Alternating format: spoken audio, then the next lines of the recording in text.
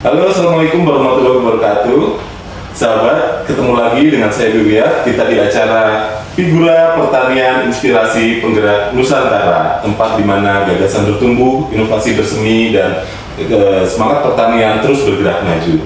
Sahabat, di era global saat ini banyak sekali orang mengeluhkan adanya resistensi terhadap antibiotik dan juga berkembangnya varian-varian baru penyakit. Nah, kenapa hal itu terjadi? Karena memang perubahan zaman dan itu membutuhkan treatment khusus dari kita, yaitu untuk menemukan senyawa-senyawa baru yang dapat mengatasi antibiotik yang sudah tidak lagi mempan. Sebenarnya Indonesia ini merupakan negara yang sangat kaya dengan keanekaragaman hayati. Kita terkaya nomor 2 setelah Brazil sebenarnya, tetapi memang tantangan kita adalah bagaimana untuk eksplorasi, ekstraksi, dan optimalisasi dari potensi bahan-bahan ini menjadi antibiotik yang siap digunakan. Nah, oleh karena itu, pada podcast kali ini kita sudah menghadirkan seorang bintang tamu. Beliau adalah seorang ahli dari senyawa bioaktif. Kita langsung sapa saja, Dr. Dewi Sartika, STP, MPD, MS. Halo Ibu, selamat siang. Selamat siang, sehat Pak Dokter. Aduh, sehat Bu? Alhamdulillah. Oke, sebelum kita tanya-tanya lebih lanjut, saya akan bacakan riwayat singkat beliau. Nama tadi ya, Dr. Dewi Sartika, STP, MPD, MSI, S2-nya 2 kali. Ya Bu ya. Kenapa?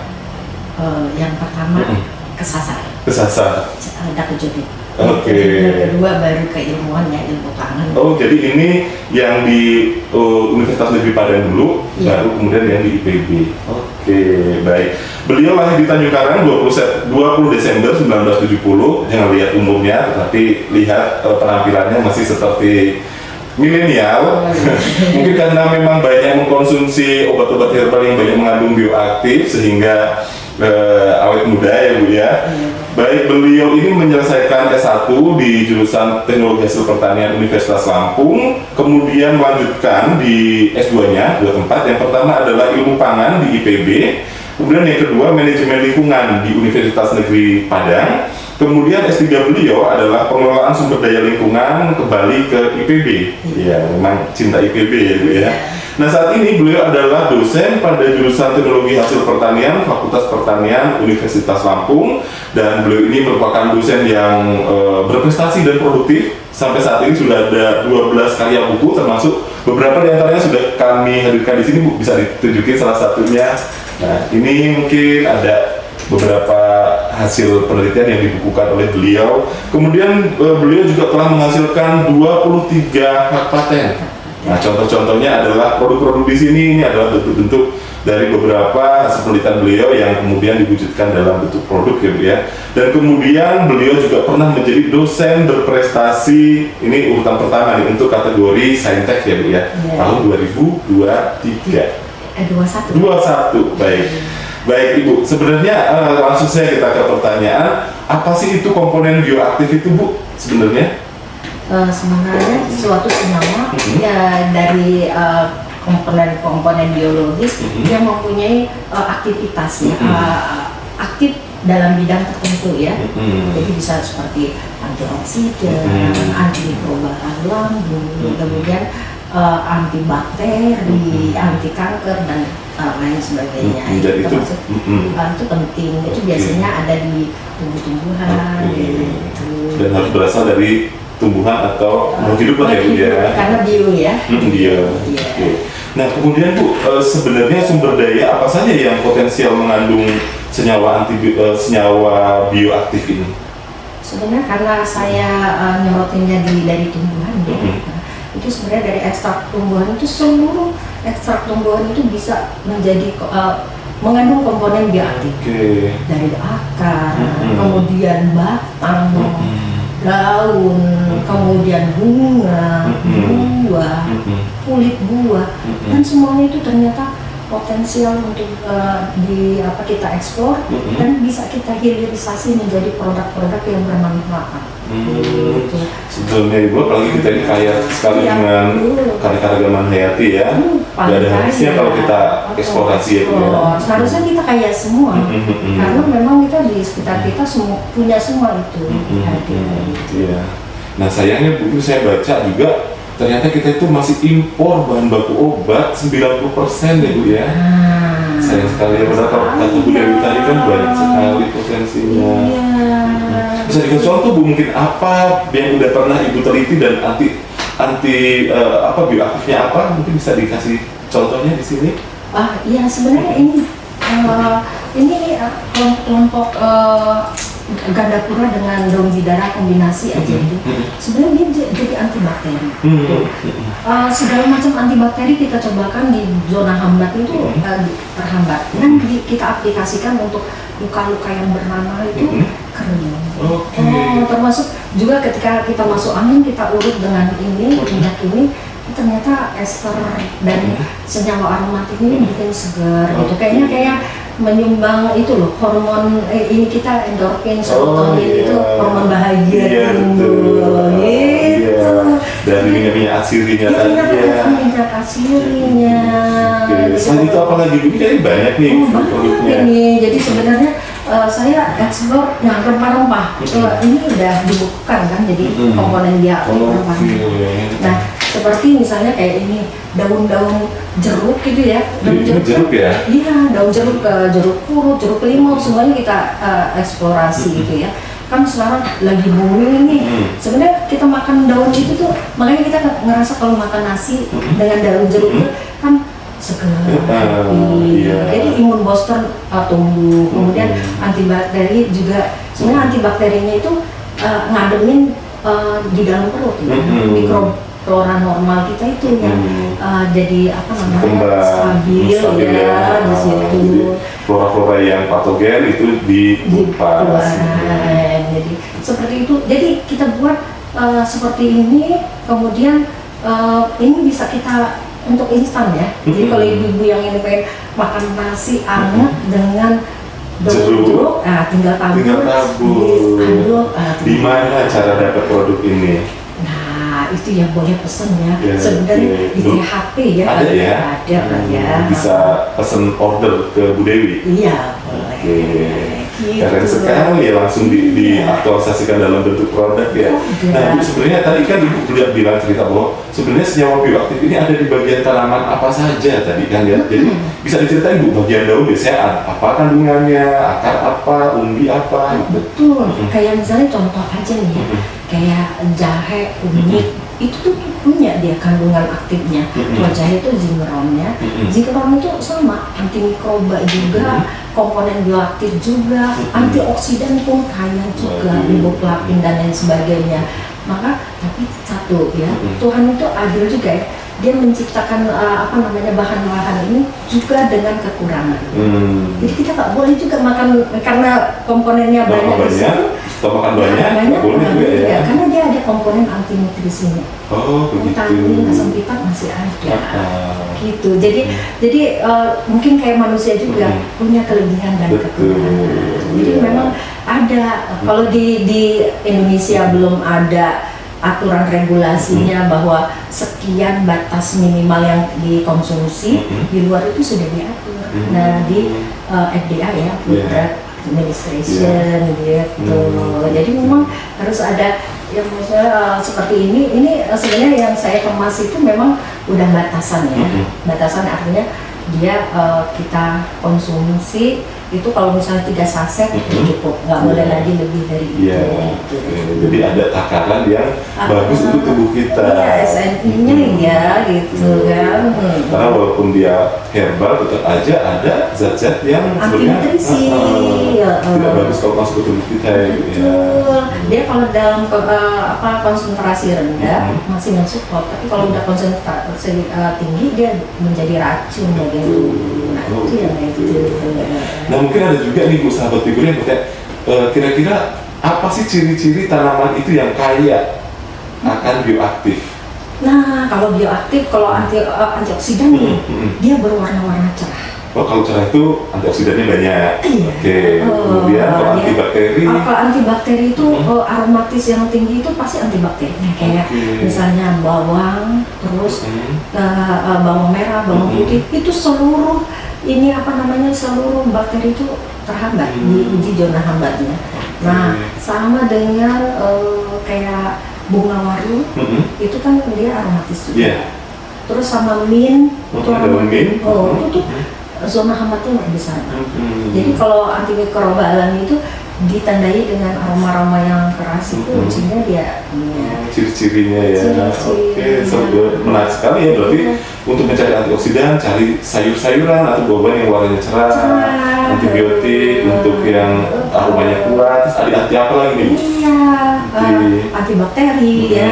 Kemudian, nah ada lagi sebenarnya yang kita agak hindari itu untuk sayur-sayuran yang tidak berwarna. Oh, contohnya? Misalnya apel, segala macam. Itu dia punya anti nutrisi terhadap anti mineralnya itu tinggi.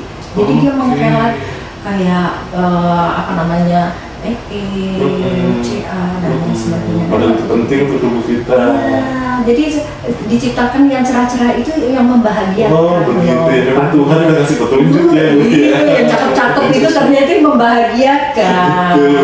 Jadi memberi hormon bahagia ya, endorfin, serotonin itu jangan.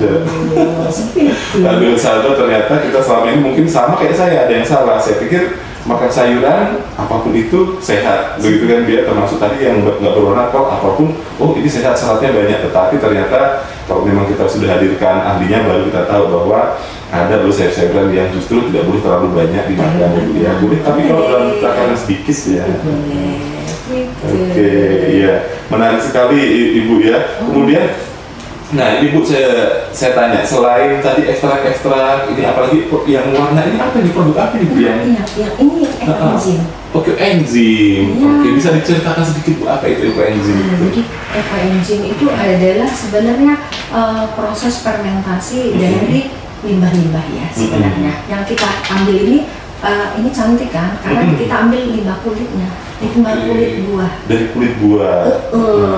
Jadi kalau misalnya ini sesuai ekoenzim itu sesuai peruntukannya ya.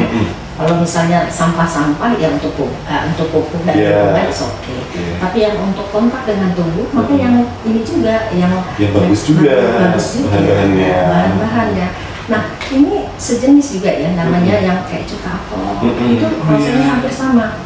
Ini edible Ibu? Ya sebenarnya yang ini sebenarnya edible, tapi saya tidak buat edible karena saya buatnya nggak edible ya, karena proses fermentasinya nggak hygiene gitu. Tapi kalau misalnya kita bikin hygiene ya ini bisa diminum ya. Dia sama kayak cuka apel. Kesannya kayak cuka apel ya, meningkatkan pencernaan. Terus sebenarnya kan juga imun ya, imun booster. Ini kan antioksidan, vitamin juga larut di situ ya. Jadi ekstraksi dengan mikrobia itu ternyata bentuknya ekoenzim.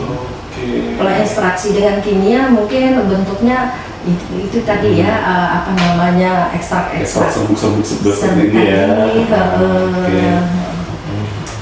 Nah Bu, selain tumbuh-tumbuhan sebenarnya nih, ada nggak sih sumber-sumber senyawa bioaktif ini selain tumbuh-tumbuhan? Sebenarnya sumber bioaktif banyak ya. Banyak sebenarnya. Kemudian bioaktif misalnya dari kelompok hewan, dari kelompok misalnya perikanan dan lain sebagainya, terus hasil laut dan lain sebagainya. Tapi karena memang fokus saya di tumbuhan, ya saya ekspornya di tumbuhan. Dan tumbuhan juga, nggak selesai gitu.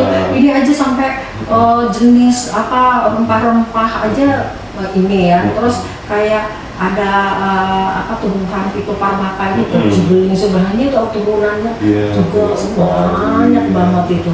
Itu pun belum kita kemas untuk sebagai kayak teh herbal. Nah itu udah itu sayang hari ini nggak dibawakan. Itu tuh banyak itu. Banyak ya Bu ya. Nah kita juga sering dulu melihat juga ada bunga rosella dijadiin teh. Bunga rosella.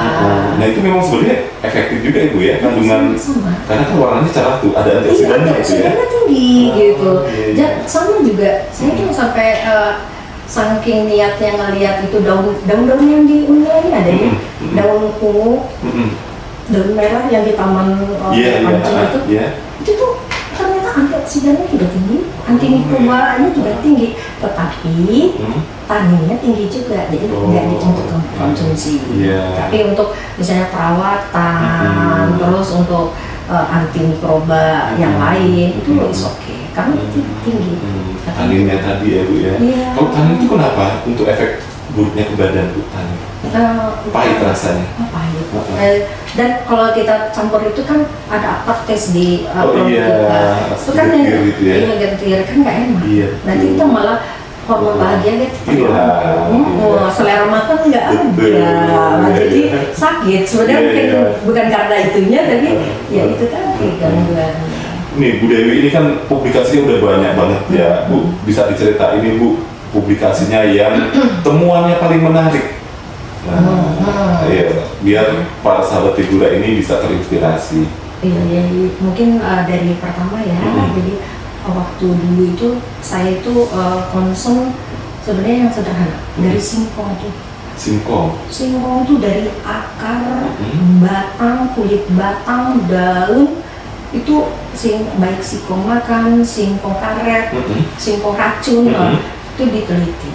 Itu tuh komponen ininya tinggi banget. Bioaktifnya. Iya, yang bersifat antimikroba ya. Dari akar, umbi, batang, kulit batangnya ada semua. Semua kita bacakan semua itu ada semua gitu. Nah, itu akhirnya ada juga akhirnya ngajak mahasiswa tuh yang di kulit ini ya, kulit dalam, bagian dalam yang putih. Iya, itu tuh kan kandungan antimikrobanya tinggi juga. Jadi saya bilang karena ininya buatlah produk hand sanitizer. Nah ini mahasiswa ini yang kita ini udah ke PINAS sekali, terus dia juara pemuda dengan produk proper di Lampung Timur, Balitbangda juga dapat. Oh, luar biasa ya. Jadi penelitian ini berkesan ya. Terus kayak daun juga itu udah ya. Kemudian juga kayak waru. Ini waru ini ternyata antimikrobanya bagus juga. Di bagian apanya? Di daun dan bunga. Oh, daun sama bunganya. Bunga ini wangi ya kali ya, aromatisnya yang ini ya. Kalau daun ini ternyata kita hancurin, terus kalau untuk ikan itu kita mungkin taburin, ternyata ikan itu sehat ternyata. Dia antimikrobanya bagus. Makanya daun waru itu sebenarnya kalau kayak produk tempe, fermentasi, bungkus itu sebenarnya itu dia bagus, dia menjaga produk di dalamnya, terus antimikroba juga masuk, aromatis masuk. Oh betul, makanya saya pernah nemu tempe yang dibungkus pakai daun waru ya Bu ya. Gitu ya. Oke, ini baru tahu saya sahabat bahwa ternyata zaman dulu mungkin yang generasi kami ya itu pernah ketemu tempe yang dibungkus daun waru. Berarti memang ada efek positifnya lah ya Bu ya dari daun waru ini. Jadi sampai menang tadi PINAS, kemudian dapat penghargaan dari Balitbangda. Ya itu yang pertama. Ada lagi Bu yang berkesan. Yang kedua itu yang ya kan waktu COVID itu kan ternyata itu ya canjuput dan lain sebagainya ya. Kita temukan itu min itu ternyata kalau kita saingin dengan kajuput oil dengan min itu lebih zonanya lebih min. Lebih luas daun min tadi dibandingkan canjuput tadi. Iya. Jadi makanya kita destilasi itu ada sebenarnya nggak dibawa aja bioinhaler dari min. Nah itu yang kita mendapat saya ya di Balitbangda itu menang kategori peneliti. Iya, saya baca di CV ada peneliti. Iya, ada beberapa inovasi peneliti. Itu yang menghasilkan dari ternyata daun min ini lebih luas spektrumnya dibandingkan dengan canjuput. Jadi kalau pakai bioinhaler, kalau misalnya kayak bioinhaler yang di pasaran tuh kayaknya nyawat ya. Kalau ini benar efek itu relaksasinya dapat. Terus ininya juga kalau misalnya kita gosok itu langsung kering. Kalau misalnya kita batuk berdahak itu kering gitu. Antibakterinya main di situ. Oke, waduh luar biasa ya. Terus pengalaman Bu menulis buku Haki yang paling menurut Ibu Haki yang paling masterpiece-nya Oh, sebenarnya saya itu ingat sebenarnya dulu yang paling membahagiakan itu yang pertama. Itu yang pertama itu selalu membahagiakan ya Bu ya? Iya, dan teringat sama almarhum ya. Oh iya. Iya, karena kan memang beliau itu saya all out ya. Iya, Jadi kita mensupport, jadi seluruh dosen di pelatihan di sini untuk suruh buat gitu kan. Nah itu pertama kali itu yang tentang simponya maksudnya didapatkan hak paten ya? Hak paten, dipatenkan. Tapi ternyata dosen lain mungkin nggak berlanjut. Saya tiap tahun saya buat gitu apa yang ini gitu. Akhirnya sampai ternyata ke 23 gitu kan. 23 paten. Aduh, saya harus terinspirasi nih Bu. Ayo dong, penelitiannya banyak, hibahnya banyak, kok pakai paten gitu ya. Belum tergerak mungkin ya Bu ya. Iya. Karena memang ini tantangan untuk para peneliti di universitas ini, karena memang penghargaan untuk paten ini nggak terlalu bagus ya Bu ya. Iya. Terus kita menulisnya nanti di koreksinya banyak, bolak-balik itu bikin nggak effort untuk dosen udah banyak kerjaan buat lagi gitu. Dan atau mungkin ada penghargaan yang cukup baik dari institusi mungkin juga akan tergerak ya Bu ya. Kayak sekarang kan untuk penulisan jurnal ilmiah gitu kan, karena penghargaannya bagus jadi berlomba-lomba ya. Iya, fokus banyak sekarang. Pada nulis semua. Ternyata pintar menulis semua gara-gara dapat support. Semoga disupport juga ya. Kalau nanti disupport saya yakin juga banyak. Nanti Bu Dewi nggak cuma 23, nanti 230. Amin. Volunteer. Oke Bu, kalau buku yang menurut Ibu paling the best-nya ya dari selama, kan buku udah banyak juga kan? Iya. Saya itu malah dua ini ya, komponen bioaktif yang rempah-rempah yang tengah ini ya, yang bersifat anti kemudian sama antimikroba sintetis. Nah, ini kan kenapa dua ini? Yang ini ternyata seluruh isinya sudah kita teliti, terus kita ungkapkan di sini juga. Udah dihilirisasi. Jadi artinya ketika dibuat pameran, taruh rempah-rempahnya, taruh ini, waduh, gitu kan selaras ya. Kalau yang antimikroba sintetis ini kan memang saya itu kan fokusnya di antimikroba sintetis, antimikroba. Jadi kalau ngajar itu membandingkan ini antimikroba sintetis gini loh, sebenarnya sedikit aja beracun gitu. Nah itu jadi bahan perbandingan buat orang-orang untuk mengambil keputusan untuk membuat makanan. Oh iya, antibiotik kan ada yang sintetis, ada juga yang alami ya Bu ya? Ada. Bedanya di mana nih Bu? Mungkin kalau sintetis itu dibuat kan murni banget tuh. Nah dibuat murni itu dia memang lebih itu ya, lebih lebih membunuh. Iya, khasiatnya lebih tajam, lebih keras. Tetapi itu tadi ternyata nggak membangun imun tubuh, kan asing sama tubuh. Nah itu tuh malah membuat resistensi. Tapi kalau yang misalnya alami antibiotiknya itu kan membangun imun tubuh. Jadi sembari kita membunuh bakterinya, imun tubuh kita terbangun gitu. Jadi bisa nanti nggak perlu itu lagi, kita yang mulai jadi udah ada di dalam tubuh kita sendiri. Iya, untuk melawan itu gitu. Ya kayak imun booster jadinya. Jadi kalau jangka panjang jauh lebih bagus ya. Kalau jangka instan mungkin memang kalah dengan yang sintetis, tapi untuk jangka panjangnya jauh lebih bagus. Iya, kalau untuk kayak yang memang drop banget ya sintetis ya, karena efeknya langsung. Iya, karena emergensi efeknya langsung kan. Kalau ini kan memang ini ya berproses. Nah Bu, ini sebenarnya masih banyak yang ingin saya tanyakan, tapi memang karena kita dibatasi waktu, closing statement dari Ibu supaya kan Ibu udah banyak produk, haki, buku. Bagaimana sih Bu membangkitkan mood, membuat kita punya energi? Silakan Bu, mungkin closing statement untuk para sahabat figura, mahasiswa, dosen juga gitu, supaya bisa juga produktif seperti Bu Dewi. Di sekitar kita itu banyak komponen bioaktif dari sumber misalnya tumbuh-tumbuhan. Ayo kita eksplorasi dan kita hilirisasi ya. Kalau hanya eksplorasi sepertinya berhenti di perpustakaan, tetapi hilirisasi itu penting karena untuk masyarakat banyak, ya kan. Bisa langsung berdampak pada masyarakat. Kalau berhenti hanya pada eksplorasi, nanti cuma jadi tulisan ya Bu ya. Oke, setuju sekali. Dan para dosen, ayo kita contoh juga, ini Bu Dewi sudah memberikan kita teladan bagaimana kemudian seorang akademisi tidak hanya selesai untuk membuat sebuah laporan penelitian ya langsung. Nah Bu, sebelum ini sebenarnya udah mau saya tutup, tapi saya mau tanya dulu Bu, selama ini bagaimana dunia industri merespon produk-produk Ibu? Apakah sudah ada yang mencoba melamar, menggait?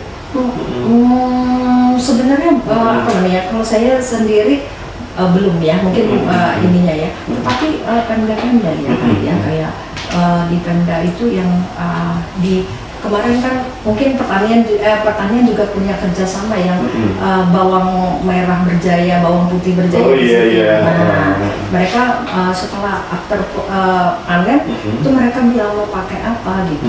Saya bilang ini kan mereka pinginnya itu, tapi ini belum kelanjutan ya. Jadi produknya itu memang tetap jadi produk untuk pangan. Kulitnya itu ternyata kita teliti itu punya potensi untuk jadi balsam, herbal, pocok dan lain sebagainya. Kemarin kita kasih pendampingan untuk buat itu, mereka sangat antusias itu. Barang sepele seperti tidak berharga, tetapi di tangan Bu Dewi bisa punya nilai yang luar biasa ya Bu ya. Oke, baiklah sahabat, itulah tadi akhir perbincangan kita dengan Dr. Dewi Sartika. Semoga obrolan ini membuka wawasan, memberikan inspirasi dan meningkatkan kecintaan kita terhadap pertanian Nusantara, karena kita adalah Figura Pertanian Inspirasi Penggerak Nusantara.